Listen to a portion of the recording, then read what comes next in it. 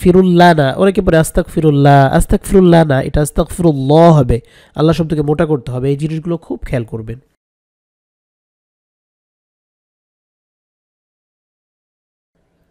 আসসালামু আলাইকুম ওয়া রাহমাতুল্লাহি ওয়া বারাকাতুহু। সম্মানিত শিক্ষার্থী বন্ধুরা, রোজার মাস চলে এসেছে। আমাদের উপর এখন ওয়াজিব হলো রোজার যে আমলগুলো আছে সেগুলো সহিহ শুদ্ধভাবে হাদিসের আলোকে শেখা।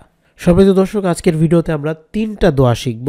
আমরা সকলেই জানি যে ইফতারের সময় হওয়ার সাথে সাথে যে দোয়াটি পরে ইফতার করতে হয় এটাই আমরা জানি, কিন্তু ইফতারের পরে যে দোয়াটি পড়তে হয় এবং ইফতারের আগে যে দোয়াটি পড়তে হয় এটা কিন্তু আমরা অনেকেই জানি না। সেটা আমরা আজকে ভিডিওতে হাদিসের আলোকে জানার চেষ্টা করব এবং সহিহ শুদ্ধভাবে শব্দে শব্দে উচ্চারণ শিখব, তারপরে আমরা আমল করব। আমরা ইফতারির দোয়াটা কম বেশি সবাই পড়ে থাকি, কিন্তু অধিকাংশ মানুষের দেখা যায় সহিহ হয় না।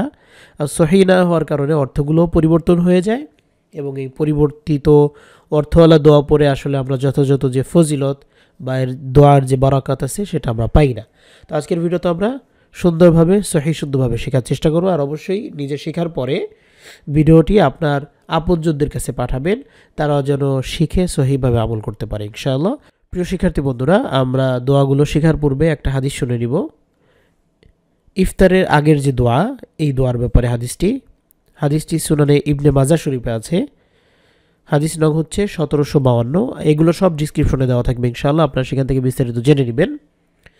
ইফতারের আগে রোজাদারের দোয়া কবুল হয়। রাসূলুল্লাহ সাল্লাল্লাহু আলাইহি ওয়াসাল্লাম বলেন, 3 ব্যক্তির দোয়া ফিরিয়ে দেওয়া হয় না। 1 নম্বর, ন্যায়পরায়ণ শাসক যিনি থাকেন তার দোয়া ফিরিয়ে দেন না আল্লাহ তাআলা। দ্বিতীয়ত, রোজাদার যখন সে ইফতার করে। এবং 3 নম্বর, অত্যাচারিত ব্যক্তির দোয়া, অর্থাৎ যিনি মাজলুম থাকে তার দোয়াও ফিরিয়ে দেন না। তো আমরা বুঝতেই পারতেছি যে রোজাদারের দোয়া এবং সবচেয়ে গুরুত্বপূর্ণ যে মুহূর্ত সেটা হচ্ছে ইফতারের আগ মুহূর্তের দোয়া। তো এই সময় আমাদের উচিত বেশি বেশি ইস্তেগফার পড়া। তাই আমরা সকলেই চেষ্টা করব যে ইফতারকে সামনে রেখে বিভিন্ন দুনিয়াবি আলাপ আলোচনা না করে বসে বসে আমরা ইস্তেগফার পড়ব, মনে মনে বা হাত তুলেও পড়তে পারি। আমরা এই ইস্তেগফারটি পড়ব ইনশাআল্লাহ। এই ইস্তেগফারটি আমরা ভিডিওর শেষের দিকে এগুলো সব আমি শব্দে শব্দে আপনাদেরকে শিখিয়ে দিব। এইটা পড়ার পরে যেগুলোর সাথে সাথে বাংলা উচ্চারণও থাকবে ইনশাআল্লাহ।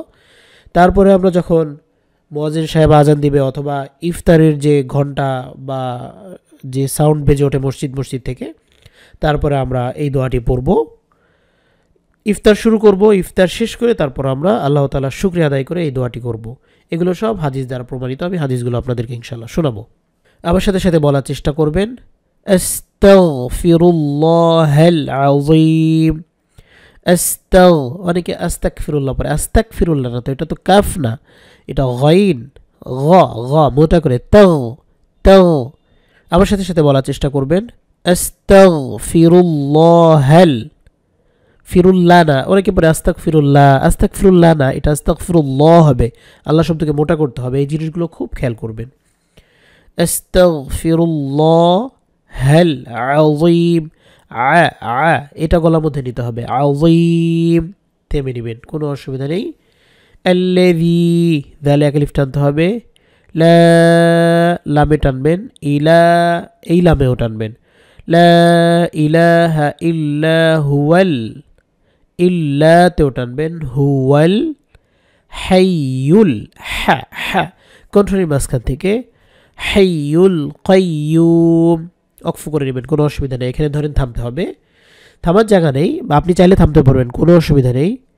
হুয়াল হাইয়ুল কাইয়ুম।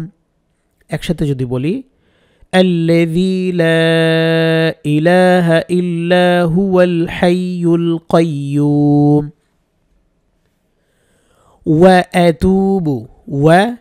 আতুবু ইলাইহি, এখানেও থামতে পারবেন। ওয়া আতুবু ইলাইহি। লা হাওলা, গলার মধ্যে নিতে হবে, লাতে টানবেন। লা হাওলা ওয়ালা কুওয়াতা, ওয়ালা লামেও টানবেন, কফকে শক্ত করবেন। ওয়ালা কুওয়াতা ইল্লা, ইলামে টানতে হবে। বিল্লাহিল, ইল্লা বিল্লাহিল, এই আল্লাহ শব্দ পাতলা হবে, এটা মোটা হবে। মোটা পাতলার কারণ হচ্ছে আল্লাহ শব্দের শুরুতে যদি জবর অথবা পেশ থাকে আল্লাহ শব্দকে মোটা করতে হয়। কোরআন শরীফ পড়ার ক্ষেত্রেও একই নিয়ম, এটা আপনারা মনে রাখতে পারেন। আর শুরুটা যদি হয় জের দিয়ে বা জেরের সাথে তাহলে সেটা পাতলা হবে। বিল্লাহিল আলিয়িল আলিয়িল আযীম, ইল্লা বিল্লাহিল আলিয়িল আযীম, লা হাওলা ওয়ালা কুওয়াতা ইল্লা বিল্লাহিল আলিয়িল আযীম। এই দোয়াটা যদি কয়েকবার দেখেন দেখবেন আপনাদের কাছে অনেক সহজ মনে হচ্ছে। আর প্রথমবার দেখলে যে কোনো জিনিসই কঠিন মনে হয়, দ্বিতীয়বার একটু সহজ হয়, তারপরের বার আরও সহজ হয় এবং তারপরের বার একা একাই পারা যায়। তো প্রথমবার দেখেই ঘাবড়াবেন না, দু একবার দেখার চেষ্টা করবেন। এই দোয়াটি হয়ে গেলে তারপরে পরের দোয়াতে যাবেন। কেমন? তো আমরা আগের যে দোয়াটি শিখেছি এটা হচ্ছে ইফতারের আগ মুহূর্তে বেশি বেশি ইস্তেগফারটি পড়তে হবে। কেমন? আর এখন আমরা শিখব যখন ইফতারের সময় হয়ে যাবে, মসজিদে আজান শুরু হয়ে যাবে, আপনারা যখন ইফতার শুরু করবেন ঠিক তখন এই দোয়াটি পড়ে তারপর শুরু করবেন। আল্লাহুম্মা, অনেকে আল্লাহুম্মা পড়ে, যে বাংলা দেখে দেখে শিখে, তখন এই কোনটা আল্লাহ হবে কোনটা আল্লাহ হবে সেটা তো আর বোঝা যাবে না। তো এই জন্য একটা খেয়াল করবেন, আল্লাহুম্মা মিমে গুণনা করতে হবে। লাকা সুমতু, লাকা সুমতু, ওয়া আলা, লামে এক আলিফ টানতে হবে, ওয়া আলা রিজকিকা, রিজকিকা, কিকা, কফ এবং ক্যাফ উচ্চারণ ঠিক রাখতে হবে। ওয়া আলা রিজকিকা, ওয়া এফ, ফায়ের বাতাস রাখবেন, ওয়া এফ পর তু, একটা প একটা তা, উচ্চারণ ঠিক রাখতে হবে। কেমন? ওয়া এফ পর তু, তু পাতলা, প মোটা। আল্লাহুম্মা লাকা সুমতু ওয়া লাকা সুমতু বলা যাবে না, সিন না, এটা সদ। আল্লাহুম্মা লাকা সুমতু ওয়া আলা রিজকিকা ওয়া আফতারতু বিরহমাতিকা, বিরহমাতিকা, হা কণ্ঠ রেখে নিতে হবে। ইয়া আরহামার, ইয়া আরহামার রাহিমিন, তে এক আলিফ টানতে হবে, রাহিমিন। তো এখানে ভুল করে একটা ইয়া দেওয়া আছে, এটা হাতে টান হবে না, রাহিমিন, এটা কাটা যাবে। কেমন? হাতে কোনো টান নেই, রাহিমিন। আচ্ছা, এটা টাইপিংয়ে ভুল, আমি বলে দিলাম, আপনার হাতে টানবেন না, মিমে গিয়ে টানবেন, রাহিমিন। আমরা ইফতারি শেষ করেই দৌড় দিব না। আল্লাহ তাআলা যে আমাদেরকে ইফতারি খাওয়াইলেন তা আমাদের শুকরিয়া আদায় করতে হবে না? আচ্ছা, সেটা আমরা চেষ্টা করব। শুকরিয়া আদায় করার জন্য আমরা এই দোয়াটি পড়ব। হযরত আব্দুল্লাহ ইবনে ওমর রাদিয়াল্লাহু তাআলা আনহু থেকে বর্ণিত, তিনি বলেন রাসূলুল্লাহ সাল্লাল্লাহু আলাইহি ওয়াসাল্লাম যখন ইফতার করতেন তখন বলতেন, এই দোয়াটি বলতেন। যাল পাতলা করতে হবে, জানা, যা, যাহাবাল যামাউ, যা, যাহাবাল যামাউ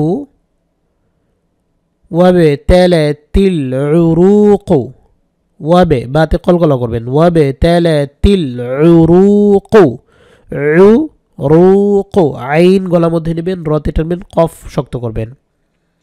ওয়াবতালাতিল উরুকু ওয়াসাবাতাল আজরু, ওয়াসাবাতাল আজরু, ওয়াসা, সা না হয়, সা পাতলা, ওয়াসাবাতাল আজরু ইনশাআল্লাহু।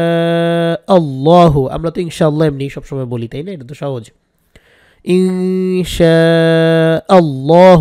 যাহাবাল যামাউ, এটাও অনেকের মনে থাকে, ইনশাআল্লাহ এটাও মনে থাকে। তো এই দুইটা কথা আমাদের একটু পড়তে হবে, এখানে সহজ হয়ে গেল। এতটুক দেখবেন আর এতটুক দেখবেন, হয়ে যাবে ইনশাআল্লাহ। এটাও কয়েকবার দেখলে দেখবেন কত সহজ লাগতেছে। আল্লাহ তাআলা আমাদেরকে এগুলোর উপর আমল করার তৌফিক দান করুক এবং বেশি বেশি শেয়ার করে সদকা জারিয়ার উদ্দেশ্যে, ইসলাম প্রচারের উদ্দেশ্যে বেশি বেশি শেয়ার করার তৌফিক দান করুক। আজকের মতো এই পর্যন্তই। যারা এখনও পর্যন্ত সাবস্ক্রাইব করেনি অবশ্যই সাবস্ক্রাইব করে আমাদের সাথেই থাকবেন।